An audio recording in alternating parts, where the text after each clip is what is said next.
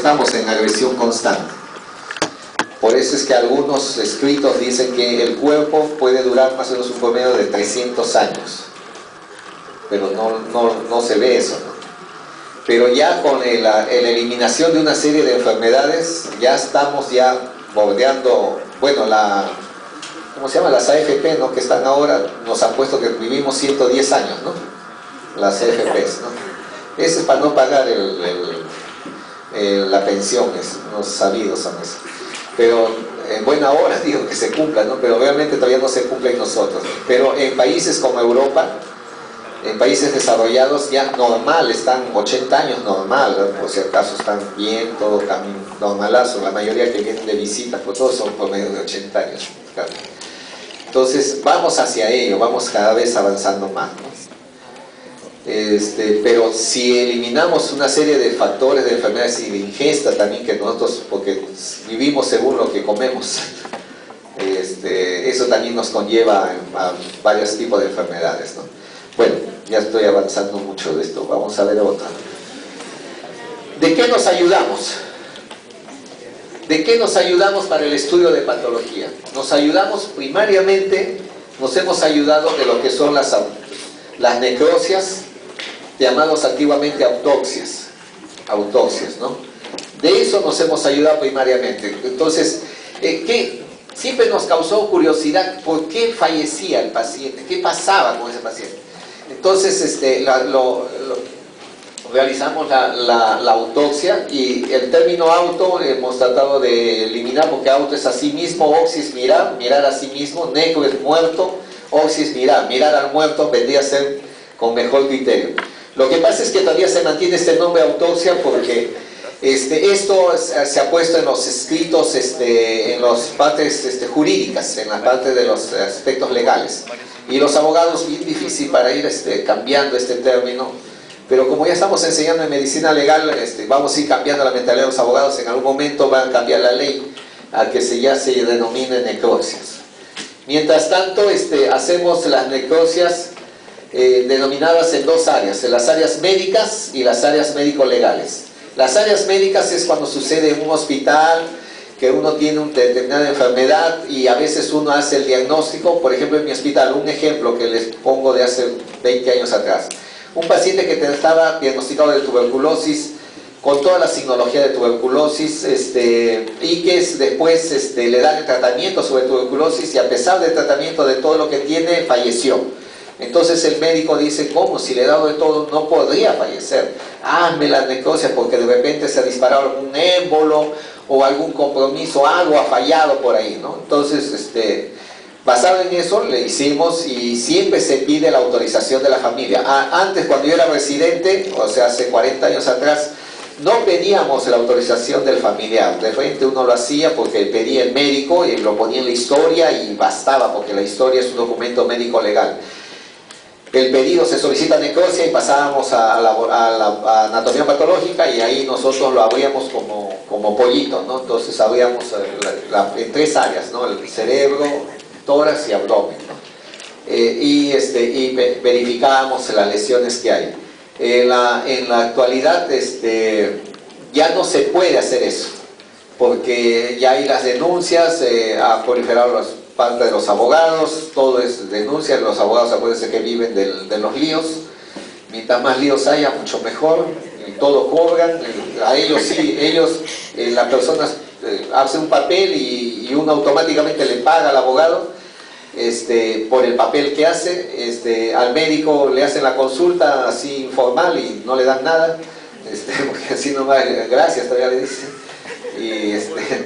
y esa es la parte del médico, ¿no? Entre la diferencia entre el médico y el abogado. Entonces, hacen las denuncias. ¿Por qué? Porque el cuerpo ya no viene a ser personalidad jurídica, entonces viene a ser un objeto. Y como objeto pertenece de quién es el dueño, ¿no? Si ustedes, pues, si no se han casado, nada, su dueño son sus padres, ¿no? Si no estudian los padres, vienen a ser los hermanos, si no, los primos, todo hasta la quinta generación, ¿no? Si cometen el error de casarse, ya se fregaron, porque ahí pertenecen al dueño, es la contraparte, ¿no? Y si se han divorciado o se han separado y si no han hecho la división legal, ahí cuando se muere uno, dice, por lo general la esposa dice, quémelo, dice ese lo quiere ver pero quemado como sea. Bueno, lo cierto es que hay que pedir permiso últimamente y eso ha limitado un poco las necropsias. Antes nosotros íbamos a patología especial y como había las primeras promociones de ustedes, los llevamos al hospital para que vean las necropsias, porque por lo menos antes se hacía. En la actualidad ya casi no lo vemos. Para serles sincero, en mi hospital he tenido 3 necropsias y de bebés prácticamente, ¿no?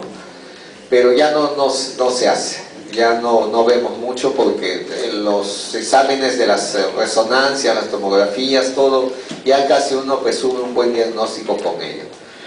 Entonces se ha minorado. Los casos médico-legales, eso sí se da. Eso se da porque son razones de terceros.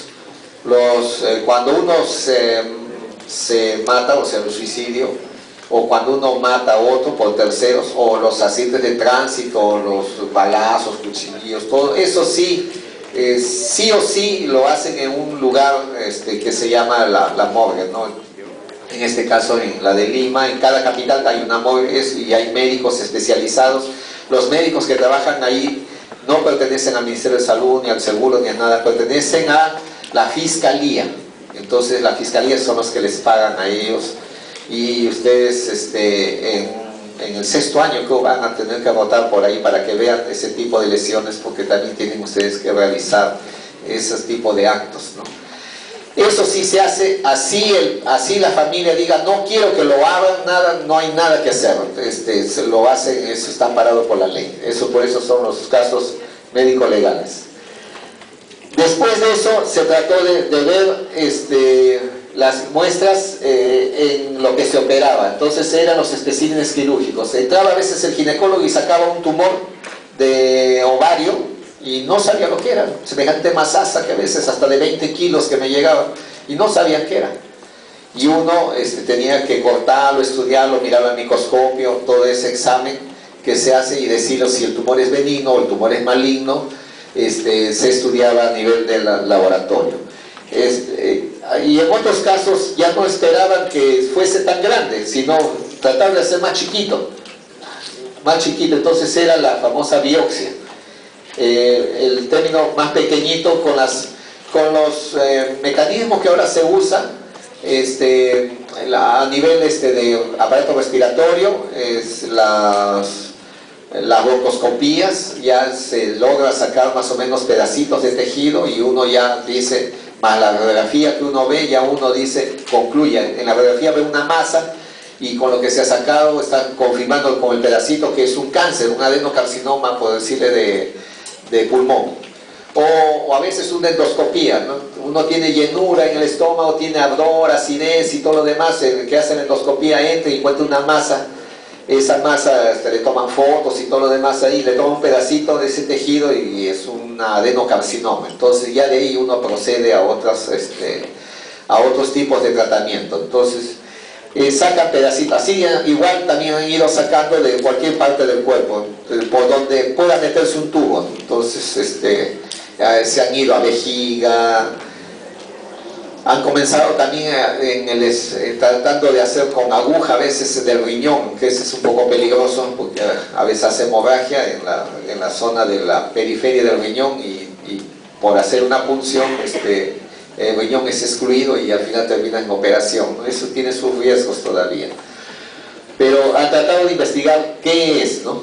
En ese afán de investigar qué es, cada vez se han ido minimizando, porque a nadie le gusta que le estén cortando, pues, ¿no? Entonces han ido cada vez a producir punciones o cualquier secreción que pudiese haber a nivel de células.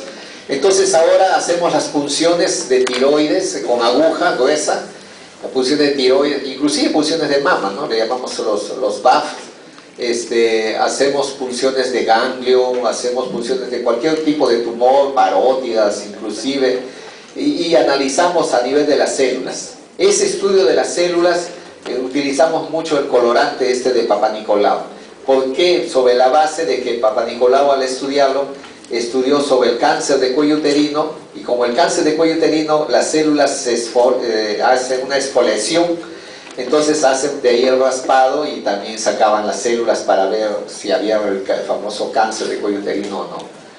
Y eso también se ha ido aplicando a los demás, o sea, en menor tipo de lesión para el paciente, tratamos de sacar el mejor diagnóstico que hay. En los hospitales, en mi sitio, en mi hospital, hay el área de citología, y casi en todos los hospitales también. Tenemos cursos, nosotros damos una sociedad de patólogos, pero a la vez también hay ¿cómo le llaman esta sociedad? Una es asociación y otra es sociedad. En patólogos tenemos asociación de patólogos, y en citología tenemos sociedades de citopatología, que también abarca de todo el Perú. Entonces ahí los que estamos en la especialidad estamos inscritos ahí, ¿no? Y hasta ahora, ¿verdad? Hasta ahora que me acuerdo de la sociedad de citopatología no hemos hecho renovación de junta. La última junta todavía sigo yo, pero no de presidente, de vocal todavía. Pero ya tenemos que ir renovando ya. Y después de eso hemos ido tratando de ver la microscopía electrónica con dos microscopios de barrido y de transmisión, y inclusive a veces de los tumores que hay malignos, o a veces no sabemos cuál es, tratamos de hacer los marcadores tumorales para saber qué tipo de tumor es este.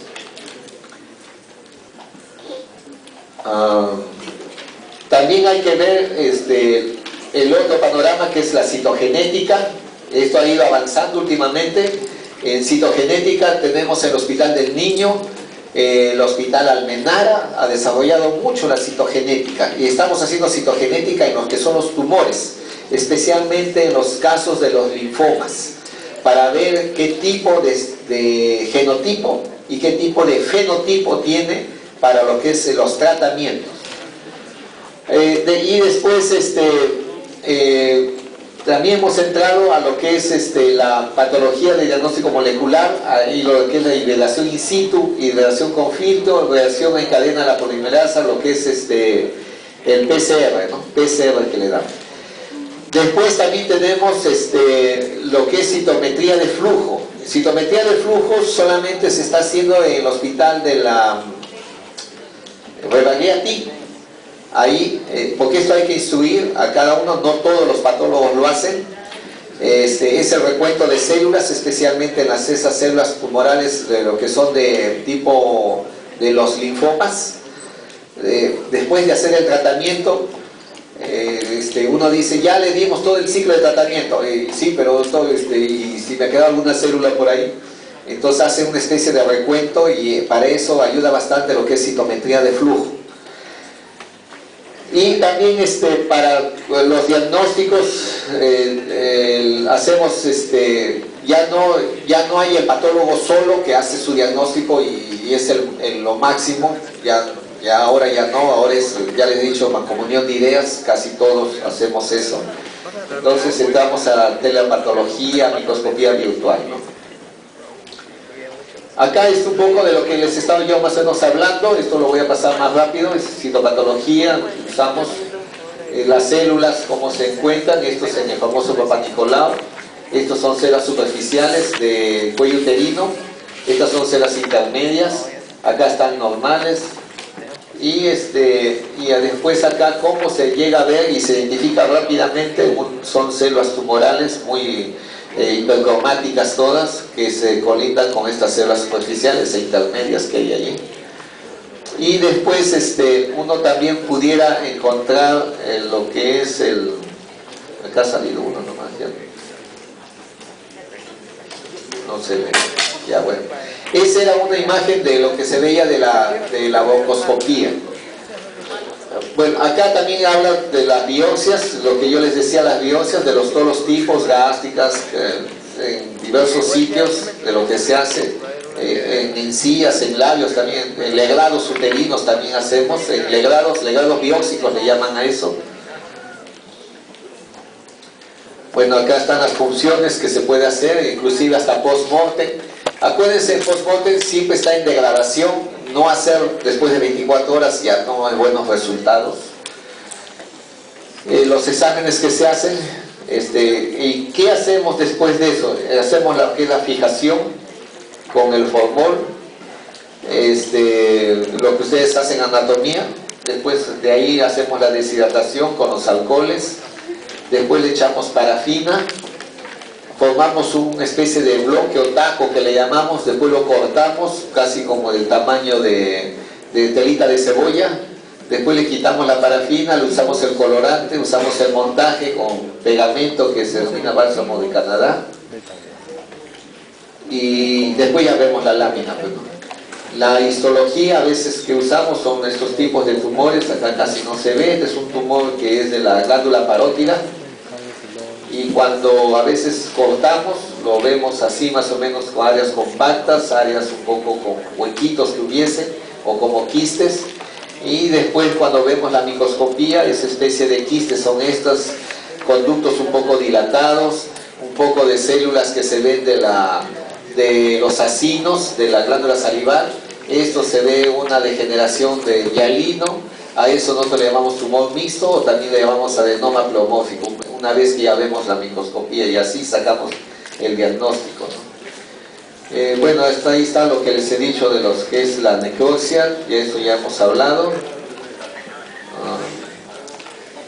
Lo que es la microscopía electrónica, también un poco de lo que es las dos variantes de barrido y de transmisión. Este es el microscopio electrónico que hay. En el hospital, este nuevo hospital del niño, el que queda en San Borja, tiene su microscopio electrónico. Por supuesto ese es una foto antigua, ¿no?, de un microscopio electrónico antiguo, pero tiene su microscopio electrónico y tiene también un área de patólogos, y un poco que entran en la otra profesión que son los biólogos. Los biólogos también entran mucho ahí. Acá nosotros ¿cómo se llama? El laboratorio, arriba en el tercer piso, ahí está el doctor Fujita, ¿no? Fujita, él es biólogo, tiene grado de doctorado, o sea, un grado más que doctor, ¿cómo se llama? PhD, esa cosa, él tiene ese tipo de grado, pero él es biólogo, se dedica a la investigación en esa parte, ¿no? Y bajo un equipo también de que hay también un exalumno ahí también que participa, ¿no? Por eso le digo, esta parte de la microscopía electrónica está entre médico, muy poco se mete a eso, pero casi están metidos entre biólogos y algún médico que le guste, ¿no?, la parte de investigación. El Instituto de la Papa también tiene microscopio electrónico, ¿ya?, el de la agraria, el Instituto de la Papa. Esa es microscopía electrónica, como se ve, es blanco y negro nada más. Y este es el microscopio de barrido, ¿no?, lo que se ve un poco más bonito. Acá estos son colorantes que uno hace para saber qué tipo de tumor es. Cuando a veces salen muchos tumores, el tumor puede estar bien diferenciado, acercándose casi al tipo de tejido que le dio origen, o a veces regresiona hacia la etapa embriológica, y cuando regresiona hacia la etapa embriológica nosotros decimos tumor muy indiferenciado. Cuando no sabemos qué es, hacemos los marcadores, y esos marcadores están en base a un estudio que se ha hecho sobre los filamentos, o sea, de los filamentos que hay en las células, o el citoesqueleto. Entonces usamos los básicos, por ejemplo pimentina, para saber si es de origen un poco de tejido conectivo o mesodérmico, si uno quiere decirlo. La citoqueratina, que sí es de tipo epitelial, con su variante el S100, que también se ve a nivel de lo que es el sistema nervioso. La desmina, que es lo que se ve a nivel de si es célula muscular, y el otro si es glóbulo blanco, el antígeno común leucocitario, que también son marcadores que a veces usamos como elementos básicos nada más. Según la coloración que salga, ya uno se dirige más o menos a qué tipo de tejido es, y supongamos que sea ya que uno diga que sea una variante de linfocito o leucocito. Ya de ahí ya le aplicamos otros tipos ya de marcadores ya para tipificar qué estirpe es la que está proliferando más. Entonces uno ya habla de otros elementos más. A veces uno también utiliza elementos para ver qué grado tiene de mitosis cada tipo de célula, ese se llaman del Ki67. Lo que les estoy diciendo es lo que yo uso en el hospital, ¿no? Eso no está puesto acá, ¿no? Se usa el Ki67 para ver el grado de mitosis que tiene, entonces para ver el índice de proliferación. Acá están ejemplos, ¿no? Para ver de tejido conectivo, para ver de lo que es de músculo, son colorantes que uno usa o marcadores que también están usándose ahí, ¿no?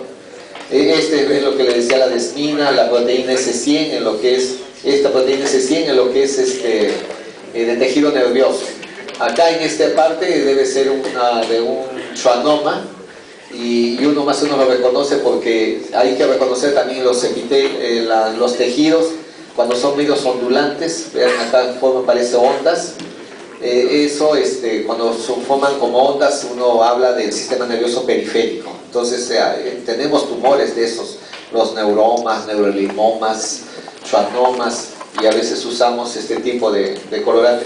¿Por qué lo usamos esto? Porque así como es fuso celular, uno también está pensando que puede ser un leiomioma o un leiomiosarcoma o también un fibroma o un fibrosarcoma. Entonces, ¿a cuál nos dirigimos un poco con esto de la proteína? Ya un poco nos orientamos a que es del sistema nervioso. Acá está lo que es, aplicamos la citoqueratina en lo que son procesos de epitelios. Aquí hay casos en los cuales hablan de algunos tipos especiales a nivel de testículo que pueden presentarse en los linfomas, es lo que les dije, antígeno común leucocitario. Y de aquí ya entramos a lo que es la lesión y adaptación celular. Cuando hablamos nosotros de esto, este era un diagrama que estaba siempre como estaba salía por partes, mejor dicho. Lo primero que salía era esto, de una célula normal. Esta célula normal, que está representada como una esfera, va a tener siempre una lesión o agente agresor, que está dibujada acá como un rayo. Pero esta célula normalmente está siempre en homeostasis, ¿no? O sea, siempre está en equilibrio, lo que se denomina en equilibrio. Pero una vez que la célula recibe ese tipo de agresión, puede ir hacia tres frentes, un frente aquí, otro acá. Entonces, en este frente que está aquí es el daño leve o denominado lesión celular reversible, en donde la célula podría cambiar su forma, más no toda su estructura, pero podría esto cambiar aquí. Pero una vez que el agente agresor se haya eliminado, puede volver a hacer lo normal, o sea, igualito a esta célula. Es decir, la célula podría transformarse, pero no muere. Dicho, esa es la palabra, ¿no? A eso le llamamos lesión celular reversible. De eso se ha hablado mucho a nivel de microscopía, inclusive electrónica. La base de eso es que hablan de un proceso de hinchazón o que hay un edema intracelular. También hay problemas a nivel de la mitocondria, podría haber problemas a nivel de lo que son los lisosomas, los fagosomas, pero no se llega a destruir la célula. Dicho en otras palabras, la célula hasta podría transformarse en otra parecida, pero sin morir. El ejemplo clásico es ese que le ponemos nosotros a ustedes en la práctica, la famosa metamorfosis grasa o esteatosis hepática, ¿no? Es el ejemplo clásico que le ponemos. Y en el cual la célula no muere. Inclusive hasta a veces se puede ver acúmulos intracelulares y la célula no muere tampoco. Y los eros, estos eros o radicales libres que pudiera haber, no mellan mayormente en la mitocondria, ¿no? Porque si mellan en la mitocondria tendría un problema a nivel del ATP, ¿no? pero no llegan a mellar sobre ello. Eso está un poquito, bastante explicadito en lo que es su libro, para que ustedes lo puedan leer ahí. Pero como les digo, el ejemplo clásico es de la esteatosis hepática. Entonces, en este ejemplo de la esteatosis hepática, de lo que se ve en la lesión celular reversible, es, por ejemplo, una agresión externa a la célula vendría a ser la gestación. En la gestación, que es de 9 meses, vendría a ser como la agresión externa. Una vez que sale el producto de la gestación, la célula hepática, esta célula hepática vuelve a lo normal. Estaba así antes de la gestación, en plena gestación se vuelve una lesión celular reversible con lo que es la esteatosis hepática, sale el producto y tu célula vuelve a estar en estado normal, ¿no? Eso podría hacerse un ejemplo típico, clásico, sobre todo este tipo de problema que pudiera. Esto también se aplica a otros tipos de células, ¿ya? Ahora, si la lesión fuese más severa, ya llega ya lo que es la muerte celular, nosotros le llamamos necrosis, a eso le llamamos lesión celular irreversible. Y eso está basado en los tiempos y dependiendo del factor agresivo que pudiese ser.